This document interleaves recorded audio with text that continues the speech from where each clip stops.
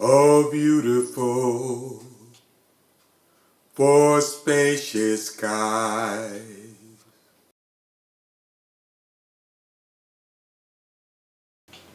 It's a cold morning in November, but I don't mind. We are here to do something really fantastic. We are here to honor the Harlem Hellfighters at Evergreen Cemetery in Austin, Texas. For amber waves of grain,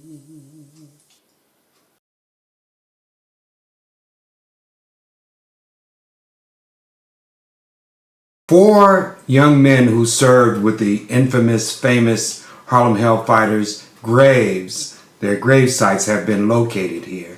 And after a meeting with the Centennial Committee, I was approached by two young ladies from the Daughters of the American Revolution who told me that they wanted to honor these four fallen heroes of the Harlem Hellfighters that are buried here in this cemetery, the Evergreen Cemetery in Austin, Texas.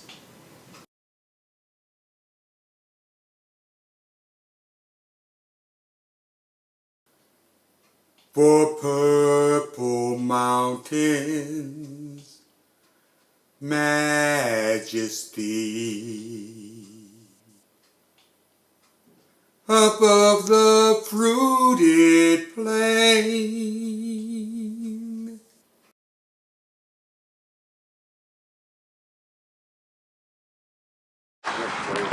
Would y'all like to gather around the graves? Oh, you and Rosemary together. Did it go well? Yeah, nice. Stand over here so that you can Where are they? grab them. I'm trying to get out of this. No.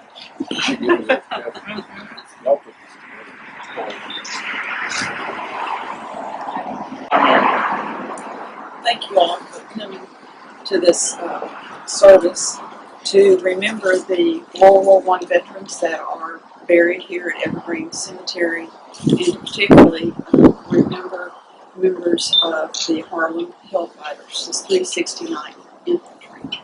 The DAR is a nonprofit, non-political, women's volunteer service organization dedicated to promoting historic preservation, education, and patriotism.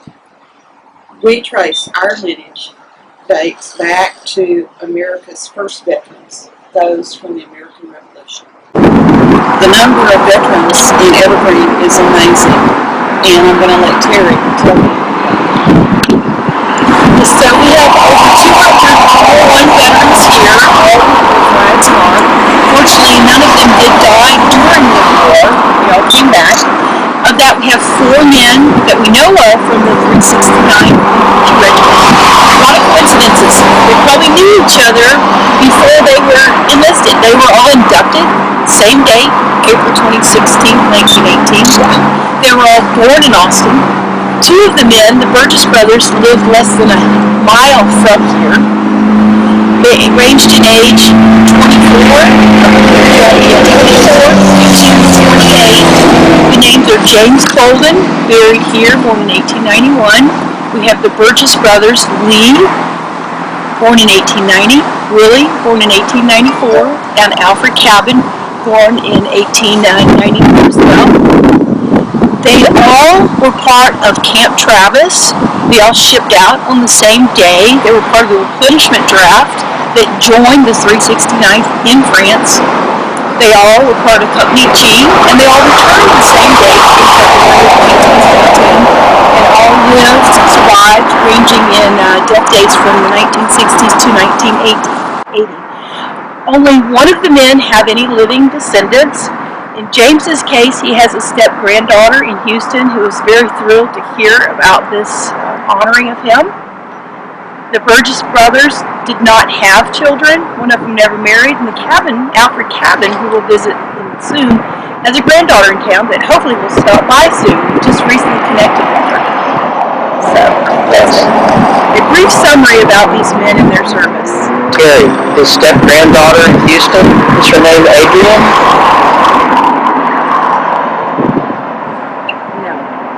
Separate your Adrian Bowden.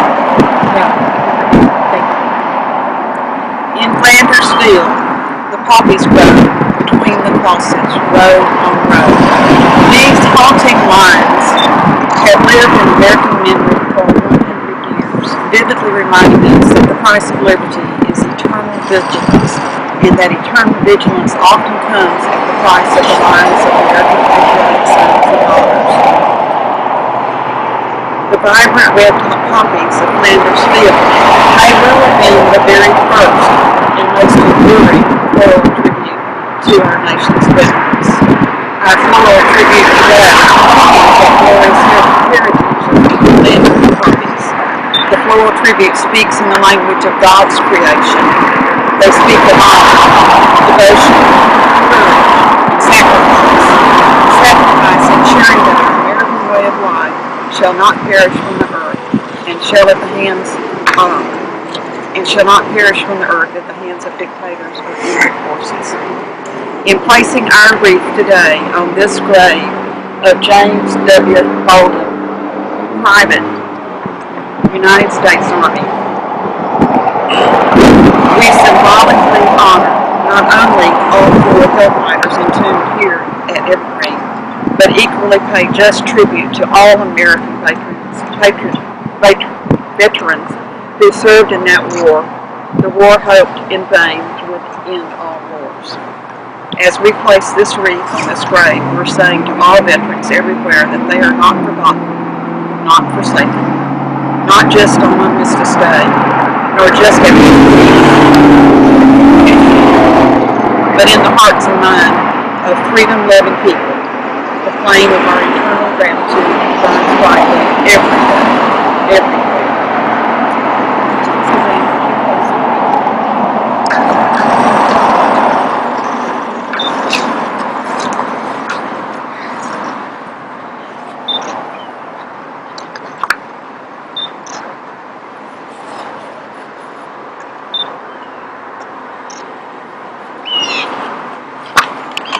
Okay. So here we're honoring Alfred Cabin. Alfred, like our other three soldiers here, were all part of Company G, born in Austin, shipped out in June of 1918, joined up with the 369th Infantry. Alfred's service record indicates that he was slightly injured, but I've recently connected with his granddaughter, and what she said was he was more than slightly injured as they had to amputate part of his leg after he returned. But he lived well, he had children, grandchildren, of which one of these grandchildren is in Austin, lived to 1965. So Alfred, thank you for your service. I intended to point out that the wreath has a Texas flag in it. I figured that there was enough American flags here, but this flag of Texas in the wreath represents that these were Texas boys. Austin. These were our men, our young men. Born here, resided here, died here. On my way here, I was thinking that I wish I had realized before the significance of these guys fighting with the Hellfighters, and I wish I had gone and gotten some French flags to Still put. time. Well, that's true. That's a great We're thought. celebrating till June of 2019. Okay, We there were you yesterday. go. There is time indeed. But you notice his doesn't say 369th Infantry Regiment. I noticed the VA made different decisions of what they put on the headstones. Sometimes, well, it varied. Sometimes it would just say Private U.S. Army. Sometimes World War I would be on there. It had nothing to do with if they served overseas or not. And sometimes their company as well as their infantry were listed, such as on the Burgess Brothers. So these days, it's up to the family to make the request, and you get a choice of what to put on the stone, the marker, which they're all bronze these days, as well as it is your choice as family member to determine which, if any, religious symbol you put on there. Right. There's about 24 varieties that Department of Defense allows. Well, back in this time frame, they were allowed the cross, nothing, or the Jewish symbol, but they didn't give them a choice. It didn't seem like on the forms of what they wanted to do. I think whoever was in the VA office at the time. Maybe. But thank goodness so many of their graves are marked so that we can discover them and honor them. And I'm glad to see the Texas flag in the wreath. That's an great appropriate touch. It is. All right, this is wonderful. I'm so glad to be here. Thank each and every one of you for this tremendous honor for these men. Especially thank the Daughters of the American Revolution who provided this honor for these men today. What a blessing, and we just love you for what you've done. Thank you. Thank you. That was very nice. Thank you for introducing us to the Yes, 369. to them. You and Terry. They are very worthy of notice and Just an recognition. amazing story. Well, I can't get any credit for any introductions. It was Glenn and Kevin bringing them up and talking about them and then getting me inspired to find them. And coincidence in finding the 369, kind of like you found the Upright Brothers graves Yeah, that was out at amazing. rural Park Springs. Who would think? You go into the woods and there are the two markers. I know. Side If by you had side. not found them, we would have never been able to find them. We Oh, would not have no. gone over that side. Yeah, that was amazing. Yeah, that was something took you to them. What do you think? Something drew you because It was weird. It was really weird. I say leave it to a Marine. Go where others won't. right? There had to be some higher power There's something. drawing you saying I'm over here. It didn't look very inviting. No, that's The talks amazing. y'all gave over at First. God shed his grace on thee,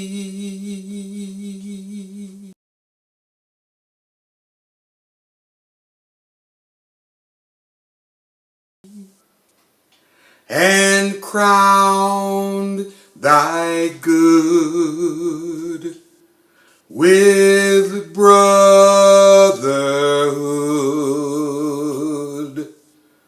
From sea to shining